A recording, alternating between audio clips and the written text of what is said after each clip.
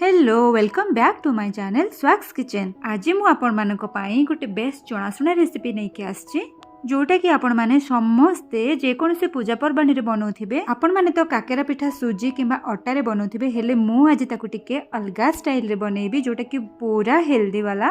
तो आउ डेरी न करी चलंतु फटाफट स्टार्ट करबा आज रो रेसिपी मांडिया बा रागी काकेरा। रागी काकेरा बनेबा पाई एठी हमें गोटे कंटेनर रे 2 कप रागी बा मांडियार पाउडर नि जिबा। देन सेथिरे आधा कप सुजी पकेई नबा। आपण माने सुजी बदल रे अटार यूज भी करि परिबे। ए सुजी बा अटा आ टिके भलो बाइंडिंग करिबारे हेल्प हबो। देन ए सब को टिके भलो भाबे मिसेई नबा। गैस ऊपर गोटे कड़ाई बसे कि आमे जो कप रे मांडियार पाउडर नेथिले आमे सेही कप रे ही 4 कप पानी नै जिबा। देन सेथिरे आधा चम्मच लूण एवं गोटे कप चीनी पकई नबा। एबे हमें गोटे लिड को कवर करि नबा। 2 मिनट पानी को टिके फुटिबा पई छाडी नबा। पानी एठी हमर फुटी आसलाणी। कड़ाई रो लिड को काढी कि हमें गैस रो फ्लेम को एठी पूरा लो करि नबा एवं सेथिरे गोटे चम्मच देसी गुआ घिओ पकई नबा। देसी गुआ घिओ रो फ्लेवर काकेरा पिठा रे बहुत बढ़िया आसी थाए। घिओ एठी मेल्ट हे आसीबा परे आमे रखितिबा मांडिया चूना एवं सुजी रो मिक्सचर को एथिरे आस्ते आस्ते करिकि पकेइबा। अल्प अल्प चूना पके कि ही आमे एमती मझिरे मझिरे घांटी नउथिबा। जदि एकाथरे सब चूना पकेइ नबा तो ताहाले भितरे गुळा रहि जिबार संभावना थाए। सबु चूना हमर पानी रे मिसिकी तार पूरा कलर चेंज होबा पर्यंत आमे ताको एमती कंटिन्यूअसली टिके एपट सेपट करि नउथिबा। आपण माने सब को लो फ्लेम रे ही करिवे। जदि मीडियम किबा हाई फ्लेम दियंती ताहाले एटा लागि जिबार संभावना थाए। आउ 2 ରୁ 3 मिनट टिके सिजिबा पई आमे तार लिड को कवर करि नबा। ओ एठी हमर रेडी हे सारी छि। ताको वर्तमान आमे गोटे स्टील थाली ऊपर टिके काढी कि रखी नबा एवं ठंडा हेबा पई छाडी नबा। एम्ति गोटे स्ट्रांग वाला थाली नेले आपण मानकु डोटी को चकटिबा पई टिके इजी हबो। डोटी ठंडा हेबा भितरे आमे एबे नडिया पुर रो प्रिपरेशन करि नबा। तो एठी गैस ऊपर मु गोटे छोटो कड़ाई बसई कि मु जहा भी सब नडिया कोर बनेइथिली तो से सब को पकेई नउछि। एबे आमे सेथिरे गोटे मुठा चीनी पकेई कि सब को भलो भाबे टिके स्पैचुला साहाय्य रे मिसेई नबा। देन सेथिरे गोटे चम्मच पान मधुरी, हाफ टी स्पून गोलमरीच पाउडर एवं 4-5टा अळेच को छेची कि तार मंजी को एथिरे पकेई नबा। देन 4 ରୁ 5 मिनट लो फ्लेम रे भाजिला परे तार कलर एमती टिके ब्राउन कलर हे जिवो। नडिया पुरो एठी हमर रेडी हे सारी छि। डोटी भी सेपटे हमर ठंडा हे सारिलाणी। वर्तमान आमे आकु पुणी थरे हाथ रे टिके घिओ किंबा तेल लगेई कि आ टिके एपट सेपट करी कि चकटी नबा। एही रागी वाला डोटी बहुत स्मूथ थाए तो सेथि लागि एटा चकटिबारे एते कष्ट हुएनी।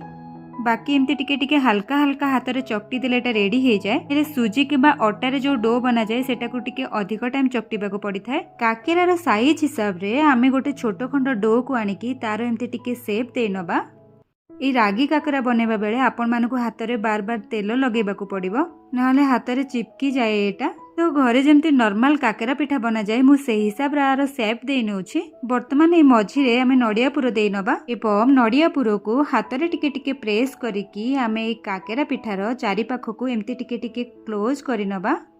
पुणी थरे आमे आकु आउ टिके हाथ रे गोल करि नबा जा द्वारा तार शेप आउ टिके फाइन हि जिवो।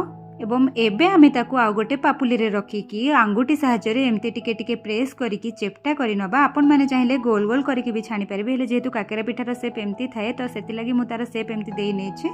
शेप एठी हमर रेडी हे सारी छि। मु तार दुई पाख को आउ टिके आपण मानकु देखेई नउछि। तो सेम टेक्निक अप्लाई करिकी आमे सबु काकेरा पिठा को सेमती बनेई नबा। वर्तमान आमे गैस ऊपर गोटे कड़ाई बसई कि सेथिरे टिके अधिक क्वांटिटी रो तेल नै जिबा। जेकोसी भी पिठा छाणीबा बेले आपण माने एमती गोटे वाइड माउथ वाला कड़ाई यूज करिवे जा द्वारा पिठा सब हमर ए कड़ाई रे आराम से जागा हेकी भलो भाबे सिजी परिबो। मीडियम फ्लेम रे 2 ରୁ 3 मिनट टिके फ्राई हेबा परे आमे काकेरा पिठा सब को टिके ओल्टेई नबा।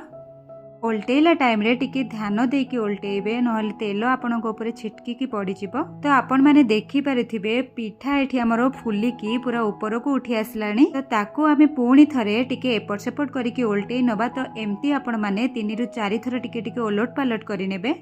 जेहेतु एटा मांडिया रे बनिची तो एटा परफेक्टली कुक हैला पर भी यार कलर रे कोनोसी चेंज आसीबनी, ये सेही ब्लैक ही रहइबो। तो पिठा संपूर्ण भाबे एमती ऊपर को उठिकी भासीबा परे आपण माने आउ गोटे 2 मिनट इंटरवल ले ताको 2 ରୁ 3 थर टिके एपट सेपट करिकी तेल रु छाणी नेबे।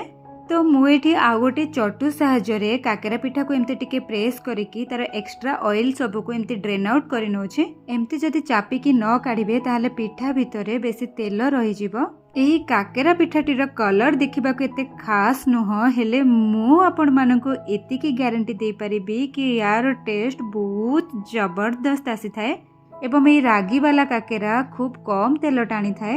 ମୋର ଜଣେ ସାନ ଭାଇ ଅଶୋକ ମୋତେ ମେସେଜ କରିଥିଲେ ଯେ ଦିଦି ରାଗିରେ ଆଉ କିଛି ରେସିପି ନେଇକି ଆସନ୍ତୁ। ଯଦି ଆପଣମାନଙ୍କର କିଛି ଡିମାଣ୍ଡ ରେସିପି ଅଛି ତାହେଲେ ମୋତେ ମେସେଜରେ ଲେଖନ୍ତୁ, ମୁଁ ନିହାତି ଆଣିବା ପାଇଁ ଟ୍ରାଏ କରିବି। ରାଗିରେ ତ ବହୁତ ସାରା ରେସିପି ବନିପାରିବ। ମୁଁ ଚେଷ୍ଟା କରିବି ଆପଣମାନଙ୍କ ପାଇଁ ଧୀରେ ଧୀରେ ଗୋଟେ ଗୋଟେ ରେସିପି ନେଇକି ଆସିବା ପାଇଁ।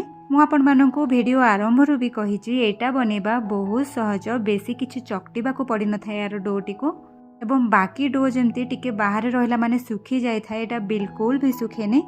ସମସ୍ତେ ଏଇଟାକୁ ଇଜିଲି ବନେଇ ପାରିବେ ଏବଂ ବହୁତ କମ୍ ଖର୍ଚ୍ଚରେ ବି ବନିପାରିବ। ମୁଁ ଏଠି ଆପଣମାନଙ୍କୁ ଆଉ ଟିକେ ଭାଙ୍ଗିକି ହାତରେ ଦେଖେଇ ନେଉଛି କାକେରା ପିଠାଟିକୁ। ବାହାରୁ କ୍ରିସ୍ପି ଏବଂ ଭିତରୁ ବହୁତ ନରମ ଅଛି ପିଠାଟି। ସତରେ ଭାରି ସୁଆଦିଆ ରେସିପିଟେ। ଯଦି ଆପଣମାନେ କେବେ ଏଇଟା ବନେଇ ନାହାନ୍ତି ତାହେଲେ ନିଶ୍ଚୟ ଥରେ ଟ୍ରାଏ କରନ୍ତୁ, ଦେଖିବେ ଘରେ ସମସ୍ତଙ୍କୁ ପସନ୍ଦ ଆସିଯିବ। ଓକେ, ତ ଆଜିର ଏ ରାଗି ବା ମାଣ୍ଡିଆ ବାଲା କାକେରା ପିଠାର ପ୍ରିପାରେସନ୍ ଆପଣମାନଙ୍କୁ କେମିତି କ'ଣ ଲାଗିଲା ମୋତେ କମେଣ୍ଟରେ ଜଣାଇବାକୁ ବିଲକୁଲ ଭୁଲିବେନି। ପୁଣି ଦେଖା ହେବ ଆଉ ଏକ ନୂଆ ଭିଡ଼ିଓରେ ଏବଂ ଆଉ ଏକ ନୂଆ ରେସିପି ସହିତ। ଆଜି ପାଇଁ ରହିଲି, ବାଏ ବାଏ।